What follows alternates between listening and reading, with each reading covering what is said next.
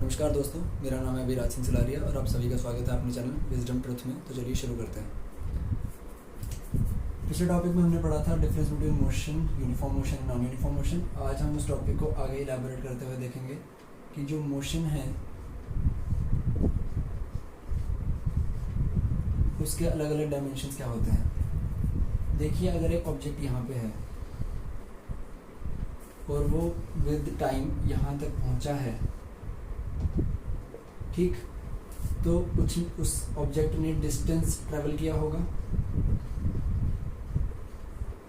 क्योंकि उसने position change की। पोजीशन चेंज करने की वजह से उसने क्या किया, डिस्टेंस ट्रेवल किया। यहाँ से यहाँ आने के लिए यहाँ से यहाँ तक के बीच का जो लंबाई होगी वो फ़र्क होगा ना कुछ। अगर कंसिडर कर लें कि वो कितना था, 10 मीटर्स, ठीक। और इसी डिस्टेंस को ट्रैवल करने के लिए उसको टाइम भी लगा होगा, जैसा कि मैंने आपको पिछली वीडियो में बताया था कि यहाँ से यहाँ तक आने के लिए पलक झपकते तो नहीं पहुँचेगा ना। तो यहाँ से यहाँ तक आने के लिए फॉर एग्जांपल इसको टाइम लग चुका है 5 सेकेंड्स। ओके, 10 मीटर का डिस्टेंस ट्रेवल किया ऑब्जेक्ट ने 5 सेकेंड्स लगा के। तो यहाँ पे मोशन हुआ बिकॉज ऑब्जेक्ट अपनी पोजीशन चेंज कर चुका था। अब हमारे पास जब भी हम किसी चीज़ को मेजर करते हैं तो हम उसको टाइम के अकॉर्डिंगली मेजर करते हैं। तो इसी हिसाब से अगर इसको देखा जाए, मोशन को जो अगर पर यूनिट टाइम में मेजर किया जाए, मोशन को पर यूनिट टाइम में मेजर किया जाए तो उसको बोलते हैं रेट ऑफ मोशन। क्या बोलते हैं उसको? Rate of motion. अब रेट ऑफ मोशन जो है कि हर एक ऑब्जेक्ट का अलग अलग होगा, डिपेंड करेगा कि वो कितना डिस्टेंस ट्रेवल कर रहा है कितने टाइम में। और इस रेट ऑफ मोशन को ही हम क्या बोलते हैं, स्पीड। तो स्पीड हुई रेट ऑफ मोशन और मोशन क्या हुआ, distance travelled per unit time. तो बेसिकली फिर उसके हिसाब से स्पीड क्या हो गई, डिस्टेंस जो उस ऑब्जेक्ट ने ट्रेवल किया होगा और वो डिस्टेंस ट्रेवल करने में उसको जितना टाइम लगा होगा। Speed equals distance upon time. अब देखने वाली बात यह है कि ना हमें इसके स्टैंडर्डाइज यूनिट्स पता हैं डिस्टेंस के क्या होते हैं, ना हमें टाइम के पता हैं। तो अगर इस ऑब्जेक्ट की कंसिडरेशन ले लें, इस ऑब्जेक्ट ने मीटर्स में ट्रेवल किया है और सेकेंड्स में टाइम लगा है, अग्रीड। तो उसके हिसाब से इसकी स्पीड क्या हो जाएगी, इसकी स्पीड ऑब्जेक्ट की हो जाएगी इसका distance travelled which will be 10 metres upon इसका time taken which will be 5 seconds, which will become 5 1 5 5 2 10, which will become 2 and it is meters upon second, 2 meters upon second, जिसको हम बोल सकते हैं 2 meters per second। तो इससे हमें ये पता लगता है कि जो स्पीड है उसका यूनिट क्या बनता है, मीटर्स पर सेकेंड। स्पीड का यूनिट क्या बना, मीटर्स पर सेकेंड। अब यहीं पे अगर डिस्टेंस हम देख लें, मीटर की जगह किलोमीटर में होता, ये बढ़ गया ना, स्टैंडर्डाइज यूनिट में आ गया, किलोमीटर्स में आ गया। तो टाइम को भी सेकंड्स में नहीं लेंगे, फिर हम टाइम को हम किस में लेंगे, आवर्स में लेंगे। वो आप सबने सुना ही होगा, उसको हम बोलते हैं किलोमीटर्स पर आवर। ये भी स्पीड का ही यूनिट है, ये भी स्पीड का ही यूनिट है। और स्पीड होती क्या है कि एक ऑब्जेक्ट कितना डिस्टेंस ट्रेवल करता है कितने पर यूनिट टाइम में, 1 सेकेंड में या 1 घंटे में, 1 दिन में, वो हमारे हिसाब से कि हम कितना दें। लेकिन उसके स्टैंडर्डाइज यूनिट्स हैं वो सेकेंड्स हैं और आवर्स हैं। तो वो बन गया मीटर्स पर सेकेंड और बन गया किलोमीटर पर आवर में। अब इस पूरे में देखने वाली चीज़ ये थी कि जो ऑब्जेक्ट था वो यहाँ से चला, उसने एक पाथ फॉलो किया और वो एक नए पोजीशन पे पहुँच चुका है, which is from position 1 to position 2, जो हमने पिछली वीडियो में देखा था। अब ऑब्जेक्ट पोजीशन 1 से पोजीशन 2 पे पहुंच गया, इसने पोजीशन 1 से पोजीशन 2 पे पहुंचने में टाइम लगाया और डिस्टेंस ट्रेवल किया विच वाज 10 मीटर्स। तो उसकी वजह से हमें ये भी पता लग गया कि इसकी स्पीड कितनी थी। अगर हम इसकी जो डायरेक्शन है उसको कंसिडरेशन में ना लें तो सिर्फ स्पीड है। अगर हम इसकी डायरेक्शन को भी कंसिडरेशन में ले लें तो वो हमारे पास एक नई क्वांटिटी दे देती है जिसको हम बोलते हैं वेलोसिटी। क्या बोलते हैं उसको बच्चा? उसको हम बोलते हैं velocity. Velocity is actually what? It is speed with direction.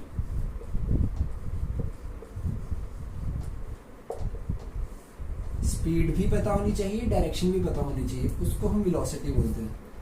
देखो ऑब्जेक्ट किस डायरेक्शन में जा रहा है, अगर हम उसको कंसिडरेशन में ले लें तो वो वेलोसिटी है। अगर कंसिडरेशन में ना लें तो मैग्नीट्यूड या उसकी कितनी क्वांटिटी है वो तो हमें फिर भी पता ही होगा ना, कि कितने किलोमीटर पर आवर पे चल रहा है, कितने मीटर पर सेकंड में चल रहा है। तो स्पीड और वेलोसिटी में क्या डिफरेंस आया कि अगर स्पीड में आप डायरेक्शन को ऐड कर दो, स्पीड में डायरेक्शन की कंसिडरेशन को ऐड कर दोगे तो वेलोसिटी आएगी, वरना स्पीड तो पहले से थी ही। अब ये जो डायरेक्शन है, इस डायरेक्शन ने क्या पंगा डाला?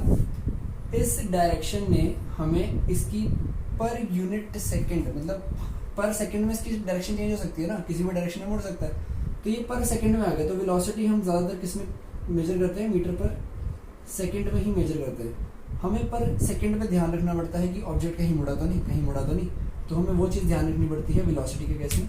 स्पीड के केस में भी रखनी पड़ती है, लेकिन स्पीड के केस में हम कंसिडरेशन लेते ही नहीं है, तो हम ध्यान नहीं देते कि उसकी डायरेक्शन चेंज हुई है या उसकी डायरेक्शन चेंज ना हुई है।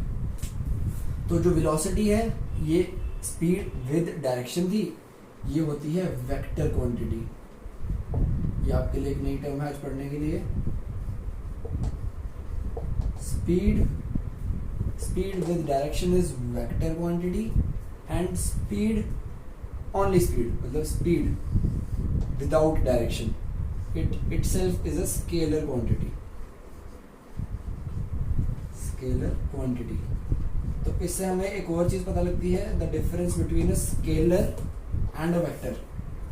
एक स्केलर जो होता है वो हमेशा डायरेक्शन को कंसीडर करता है, जबकि जो एक स्केलर होता है वो कभी भी डायरेक्शन को कंसीडर नहीं करता है। वेक्टर कंसीडर करता है, स्केलर कंसीडर नहीं करता है। This was the basic difference between speed and velocity.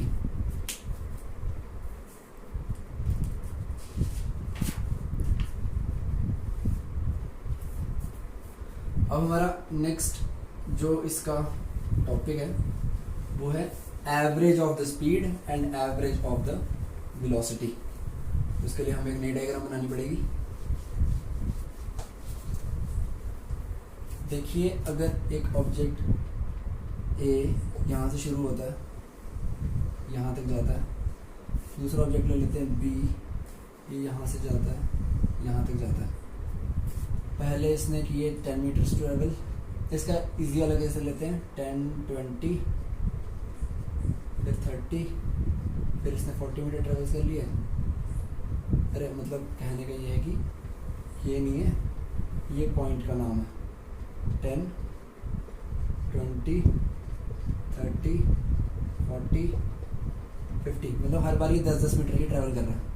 10, 10, 10 और 10, ठीक। और उसके लिए इसको टाइम लग रहा है वो है 2 second, 2 second, 2 second, 2 second, 2 second, uniform motion. B की एग्जांपल देखते हैं। पहले इसने डिस्टेंस ट्रेवल किया 10 मीटर्स, उसके बाद इसने ट्रेवल किया 7 मीटर से ज़्यादा, 17 मीटर्स।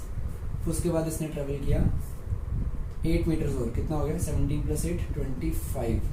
फिर इसने वापस 10 किया विच वॉज 35। फिर इसने इसमें 12 और किया which was 47।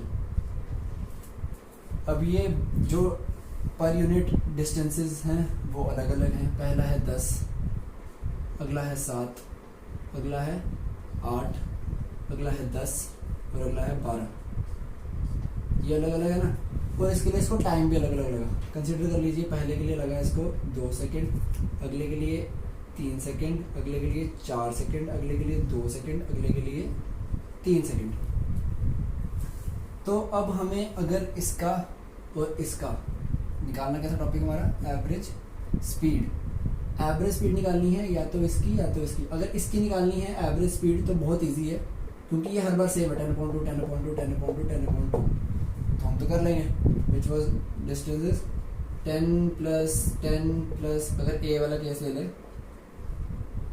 10 plus 10 plus 10 plus 10, 1 2 3 4 और ये पाँचवा प्लस 10 अपॉन कितना टाइम लिया इसने, 1 2 3 4 5 बार 2 भी आ गया, 1 2 3 4 5। ये इसका डिस्टेंस ट्रेवल्ड है, ये इसका टाइम टेकन है। कितना हो गया ये 10 20 30 40 50 अपॉन 10 विच इज 5 मीटर्स पर second.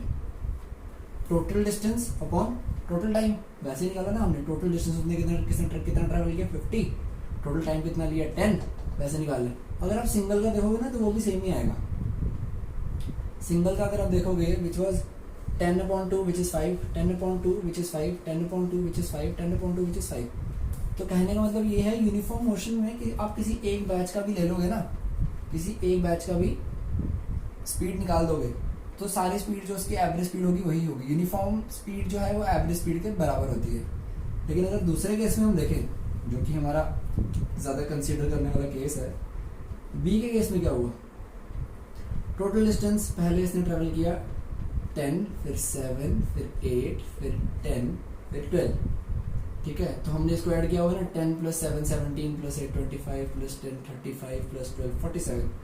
The distance was 10 plus 7 plus 8 plus 10 plus 12 which was 47 upon 2 plus 3 5 5 plus 4 9 9 plus 2 11 11 plus 3 14 या 14 अपॉन, मैं इसको पूरी एडिशन बता देता हूँ आपको, टाइम कहाँ से लिया हमने, 2 प्लस 3 प्लस 4 प्लस 2 प्लस 3, ये मिला के कितना हो गया 47 अपॉन 14, नीचे वाला का आया 14, तो ये हो गया 47 अपॉन 14 मीटर्स पर सेकेंड। ये तो कटेगा नहीं ना, अब इसको डेसिमल में करना पड़ेगा अगर करेंगे तो ये 47 अपॉन 14 मीटर्स पर सेकेंड आया, जो कि एक्चुअल में कहीं पे भी नहीं है। अगर आप पहले वाले का निकालो तो 10/2 हो जाता है 5, 7/3 हो जाता है 2 पॉइंट समथिंग, ये बन जाता है 2, ये बन जाता है 5, ये बन जाता है 4। एक्चुअल वैल्यू कितनी आ रही है 47/14 which is near about 14 3 42, 3 point something आएगी, है ना, 3 पॉइंट समथिंग मीटर्स पर सेकेंड। तो कहने का मतलब ये है कि जो नॉन यूनिफॉर्म मोशन है, बी वाला case which is non uniform, which is this is uniform, this is uniform and this is non uniform. Non uniform के केस में क्या हो रहा है कि जो ऑब्जेक्ट है उसके पैकेट्स अलग अलग है ना डिस्टेंस के, जैसे हमने पहले पढ़ा हुआ था, तो उसकी एवरेज स्पीड निकालना भी टफ है, जिसके लिए हम क्या फॉर्मूला यूज करते हैं। इसलिए हम ये सारे झमेलों से बचने के लिए हम क्या करते हैं, हम इसका एक इजी फॉर्मूला बना लेते हैं। इतने में हम घुसेंगे नहीं, हमारे पास यूनिफॉर्म मोशन आएगा तो हम तो सीधे किसी एक का भी देख के निकाल देंगे। लेकिन नॉन यूनिफॉर्म मोशन में एवरेज स्पीड, मतलब ये नॉन यूनिफॉर्म मोशन है ना, नॉन यूनिफॉर्म